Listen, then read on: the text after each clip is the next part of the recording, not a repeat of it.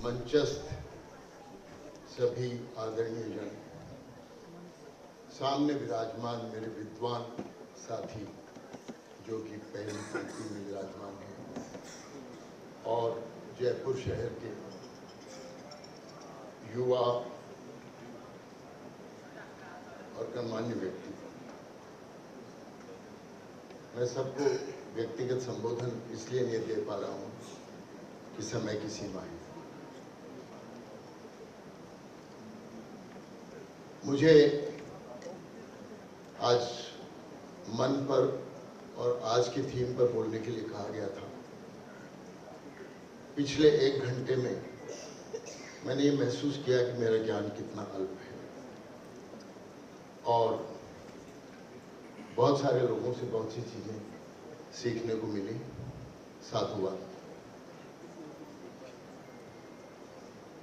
आज क्यों मना रहे हैं मानसिक स्वास्थ्य दिवस? मेरी स्मृतियां 1974 में जाती हैं, जब मैं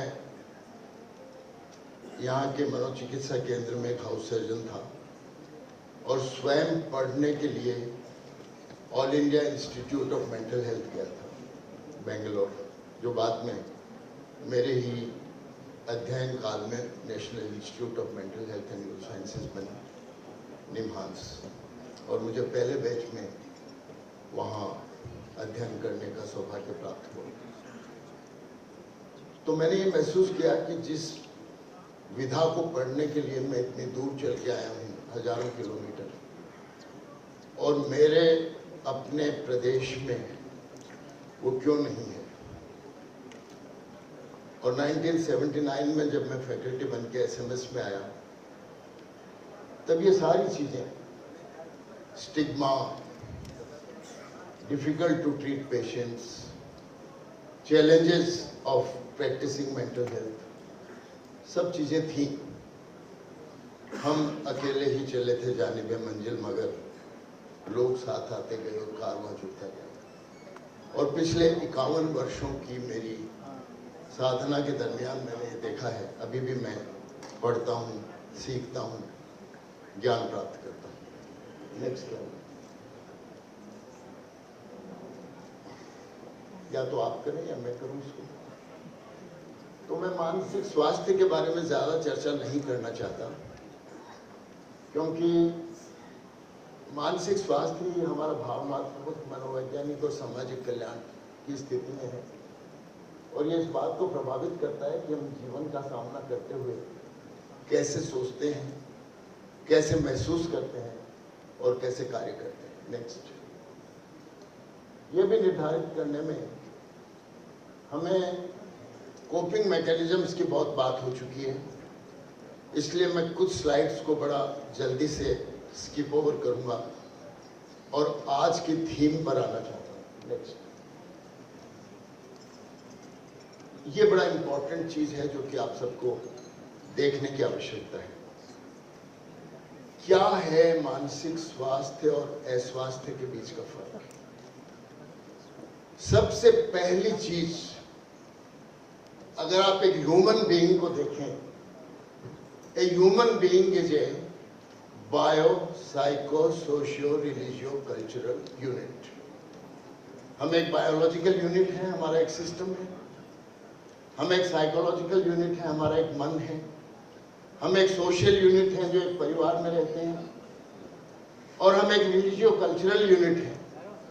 और इस यूनिट के अलग अलग हिस्सों पर अलग अलग स्पीकर्स ने अभी बातचीत की है।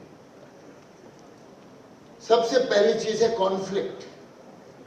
Conflict is when two opposing psychological forces meet. मैं करूं या ना करूं। और ये कॉन्फ्लिक्ट जब हमें होता है, अगर बायोलॉजिकल स्फीयर में होता है तो इंट्रासेलुलर और एक्स्ट्रा सेलुलर होता है।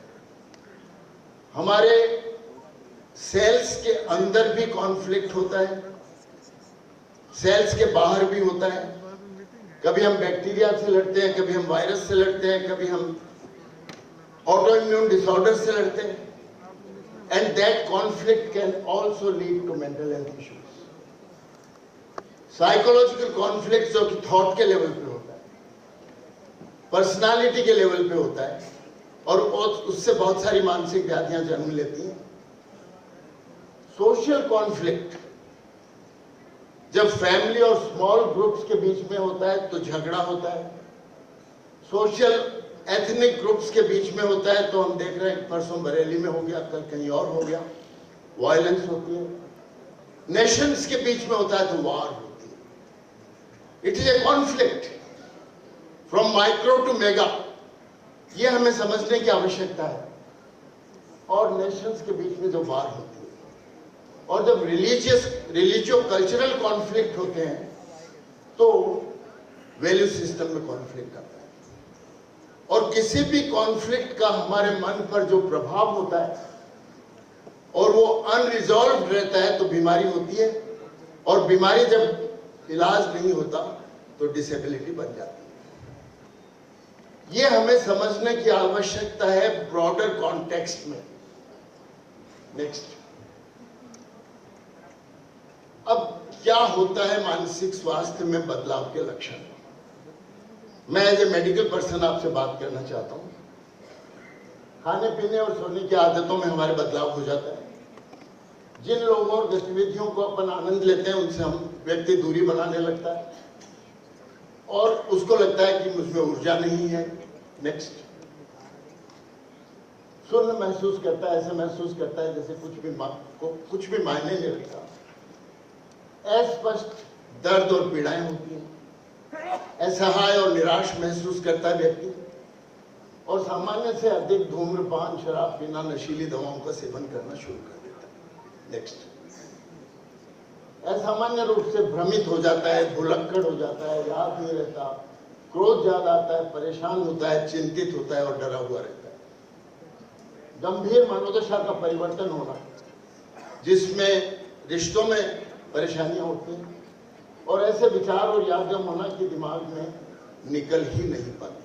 नेक्स्ट, आवाजें सुनाई देने लग जाती हैं जो होती नहीं, हेलुसिनेट करता है व्यक्ति, और ऐसी बातों पर विश्वास करता है जो सच नहीं है.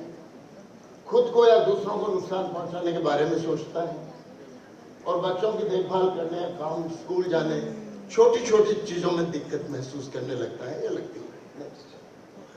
तो कुल मिलाकर बात यह है कि आप शारीरिक रूप से स्वस्थ हैं लेकिन मानसिक रूप से स्वस्थ नहीं हैं. You can not enjoy the life.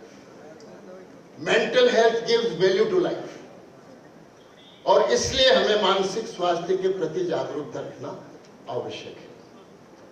मैंने सारी जो अब तक बातें हुई हैं उनका निचोड़ आपको एक लाइन में बताया. दूसरी चीज मैं कहना चाहता हूं इस समय कि नेक्स्ट,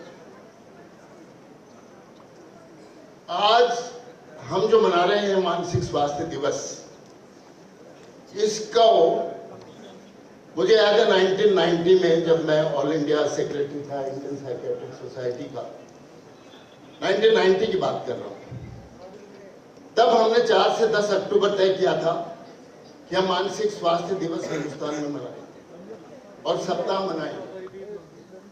1991 में sir world federation of mental health ने, वर्ल्ड हेल्थ ऑर्गेनाइजेशन ने 1991 में शुरू किया, और हिंदुस्तान में इंडियन साइकियाट्रिक सोसाइटी में हमने 1990 में 10 अक्टूबर शुरू कर दिया. We are the leaders in mental health. और मैं अक्सर जब विदेश जाता हूँ, 3/4 देशों में मैं भ्रमण करके लेक्चर दे चुका हूँ, मेरा यही रहता है कि what east can give to west, not what we can borrow from the west. क्योंकि जब मेंटल हेल्थ की बात आती है तो हम देने की स्थिति में हैं, उनसे प्राप्त करने की स्थिति में नहीं है. इस पर बहुत ज्यादा बात हो सकती है, लंबी बात नहीं करेंगे. इससे पहले वाली स्लाइड पे जाए.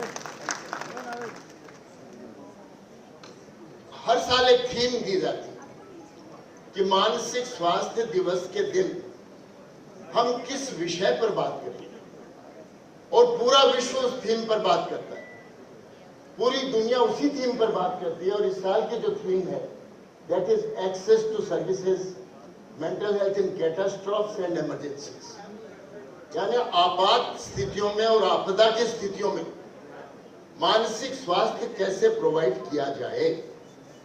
यह एक महत्वपूर्ण थीम है जो कि इस साल के लिए world federation of mental health and WHO ने तय की है। नेक्स्ट, आपात स्थितियों को प्रभावित सभी लोग होते हैं, मनोवैज्ञानिक संकट का अनुभव करते हैं। मैं इसकी बातचीत करूंगा।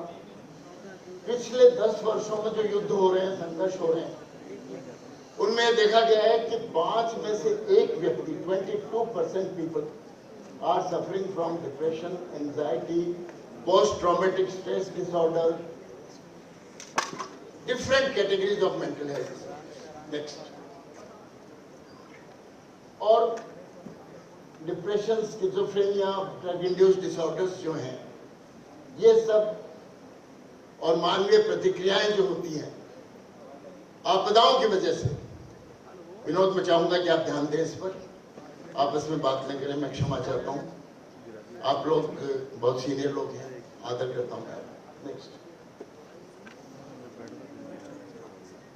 तो कौन कौन सी चीजें हैं जो कैटास्ट्रॉफ्स हैं, कौन सी चीजें हैं जो इमरजेंसीज हैं, जो दुनिया के सामने इस समय है, और उसमें हम क्या कर रहे हैं और हमें क्या करना चाहिए, इस पर मैं अगले कुछ मिनटों में आपसे बात करना चाहता हूँ।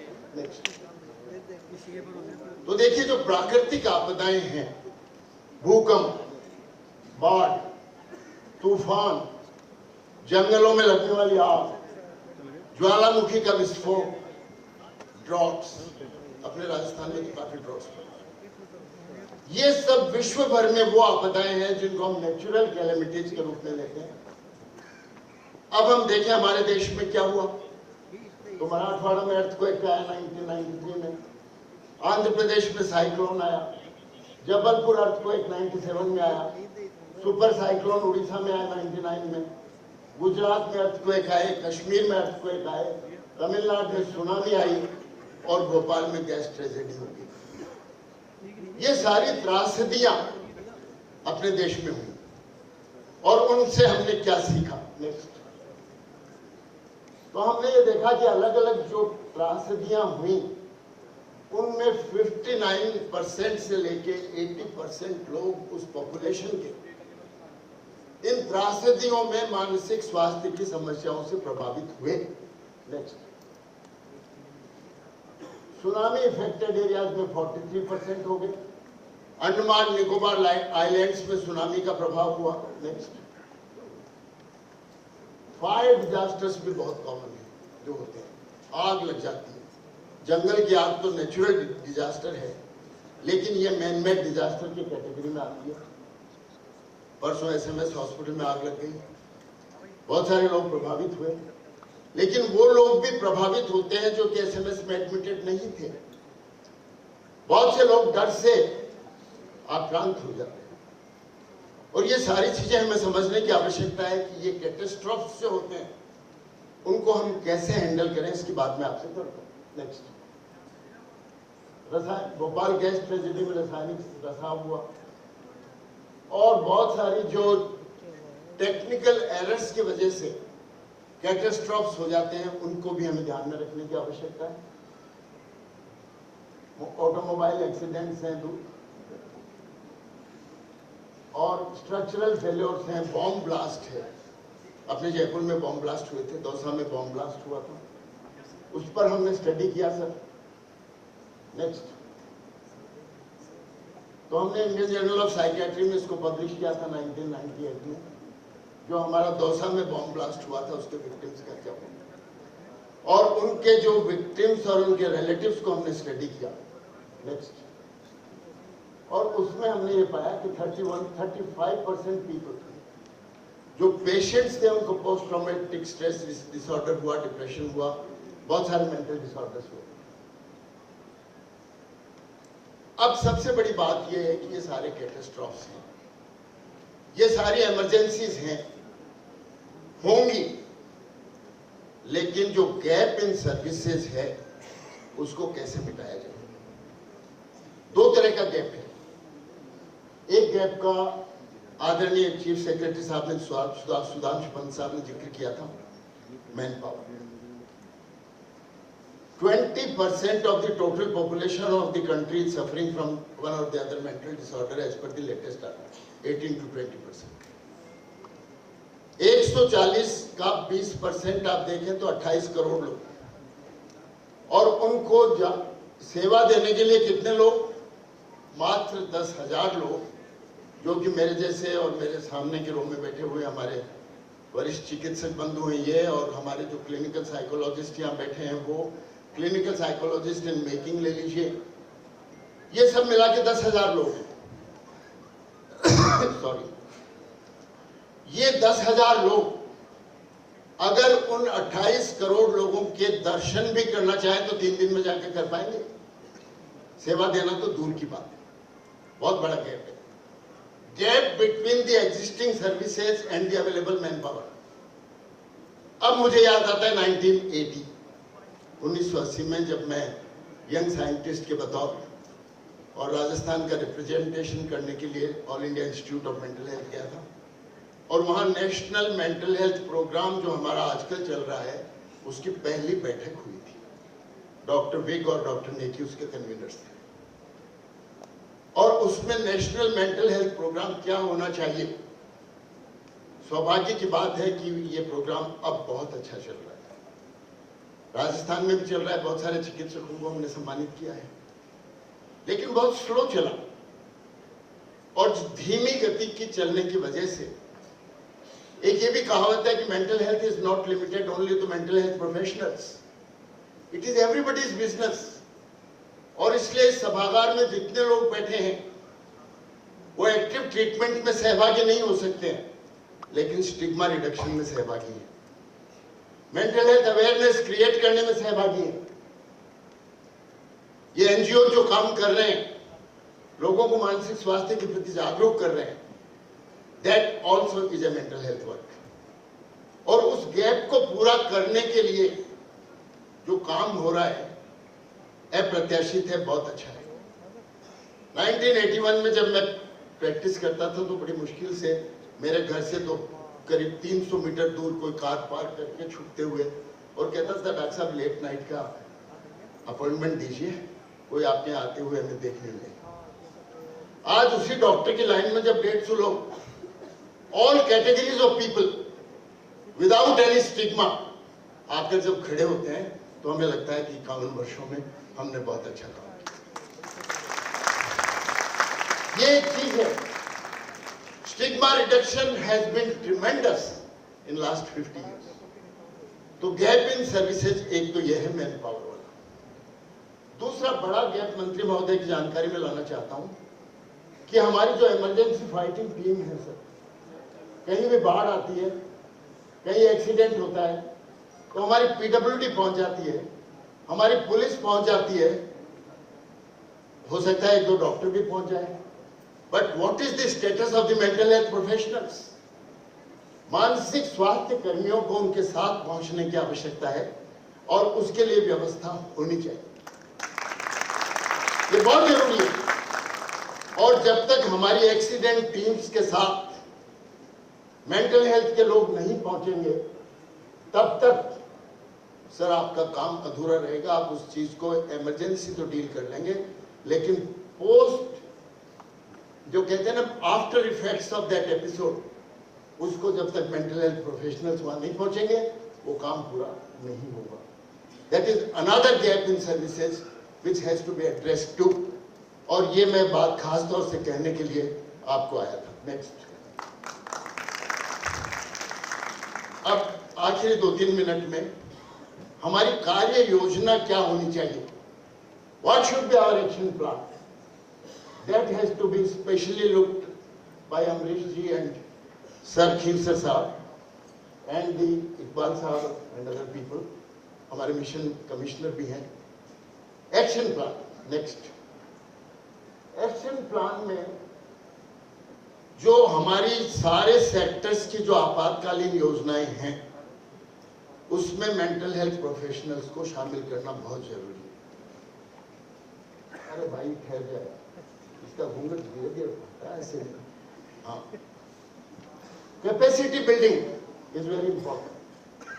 हम क्षमता निर्माण योजना करें, वो लोग जो वहां पहुंचे वो उनके पास वो एक्सपर्टाइज हो कि how they can handle those problems, how they can handle that acute crisis and how they can handle the post traumatic stress disorders, ये होना चाहिए। फिर कोऑर्डिनेशन मैकेनिज्म, मैं अक्सर कहता हूं कि सरकार आप जो हैं, आप भगवान विष्णु हैं।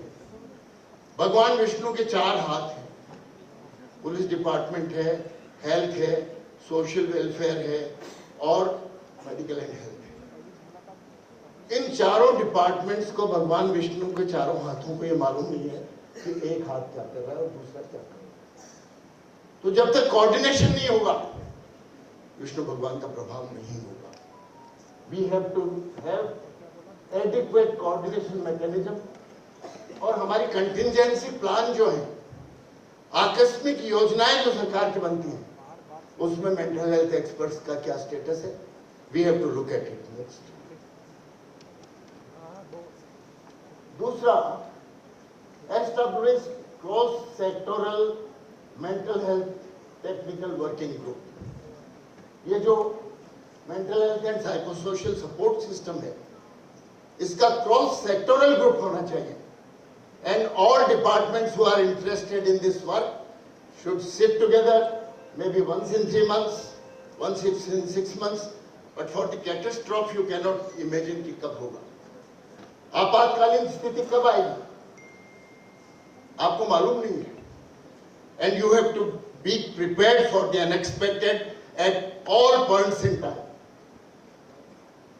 फिर सामुदायिक स्व सहायता, अभी मैडम बोल रही थी, भारतीय संस्कृति की बहुत अच्छी बातें कर रही थी, सारी बात अच्छी है, लेकिन जब तक सामाजिक समर्थन को हम मजबूत नहीं करेंगे, सोशल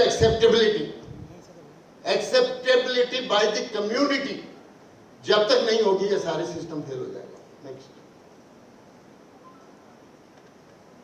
तो you have to orient the frontline workers in psychological first aid to provide emotional and practical support to people experiencing acute distress. इस मामले में टेलीमानस बहुत अच्छा काम कर रही है। इस मामले में बहुत सारे दूसरे समूह हैं जो काम कर रहे हैं। हम मेंटल हेल्थ एक्सपर्ट्स, हमारे पास जितना समय उपलब्ध है उसके बावजूद भी इसमें काम कर रहे हैं। आज बहुत सारे लोगों को यहाँ सम्मानित भी किया गया, मुझे बहुत खुशी है। जो तीव्र संकट का अनुभव करने वाले लोग हैं, उनकी भावनात्मक और व्यावहारिक सहायता प्रदान करने के लिए मनोवैज्ञानिक प्राथमिक चिकित्सा, साइकोलॉजिकल फर्स्ट एड। आपको लगता है यार साइकोलॉजिकल फर्स्ट एड कैसे होगी? हमने सुनामी में दी है, हमने भुज में भूकंप आया था उस समय दी है, हमने कश्मीर में जब तीव्र भूकंप आया था उस समय दी है। And our mental health team of Indian Psychiatric Society has gone there and we have worked there. And we have the modules available. Those modules have to be used. Provide evidence-based psychological intervention. Next.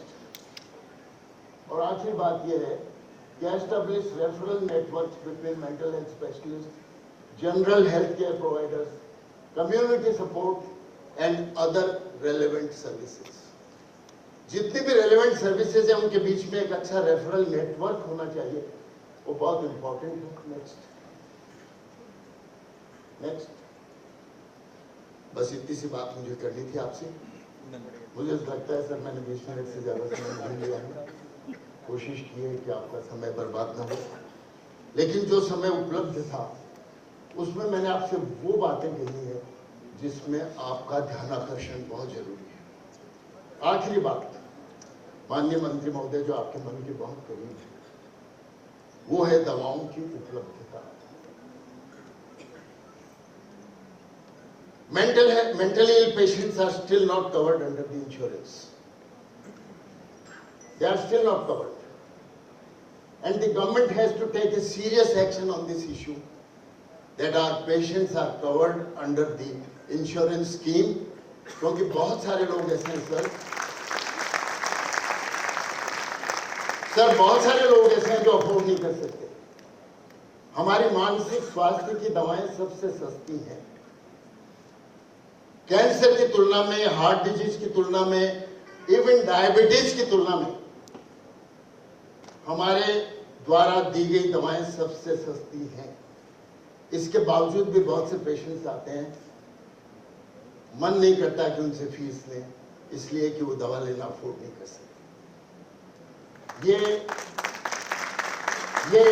धरातल की बात है sir, और इस पर मैं all policy makers are on the dais. एक ऐसा अच्छा मौका मुझे मिला है कि एक साथ